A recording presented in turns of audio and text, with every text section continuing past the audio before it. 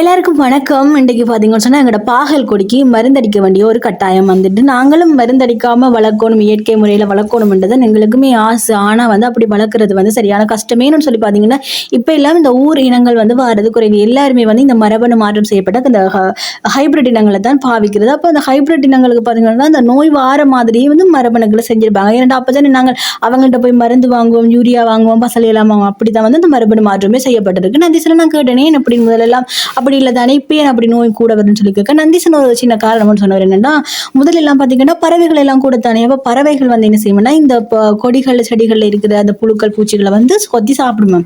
அதனால நோய் தாக்கம் கொஞ்சம் கட்டுப்படுவோம். ஆனால் இப்போ பார்த்தீங்கன்னா இந்த 4G 5Gயால வந்து நிறைய பறவைகள் வந்து நம்ம அழிஞ்சதால இந்த நோய் தாக்கத்தை வந்து கட்டுப்படுத்த முடியாமல் இருக்குது. இதனால தான் நாங்கள் மருந்தடிக்க வேண்டிய தேவையுமே வந்துட்டு முதலுமே ஒரு பாகல் கொடி வச்சிருந்தாங்க, மருந்தடிக்க விடுவோம் விட்டு நாங்கள் அது அப்படியே பட்டு போச்சு. பட் காயலுமே வந்து அந்த குட்டி குட்டி காயில உள்ளுக்குள்ள புழு அரிசி மாதிரி வரும். அதால தான் நாங்கள் மருந்தடிக்க வேண்டிய ஒரு தேவை வந்திருக்கு. பாப்போம் அடுத்த முறை பாகல் வந்து கொஞ்சம் வடிவா வந்துடும் நினைக்கிறேன். அப்பைக்கும் உங்களுக்கு காணொலி போடுறேன்.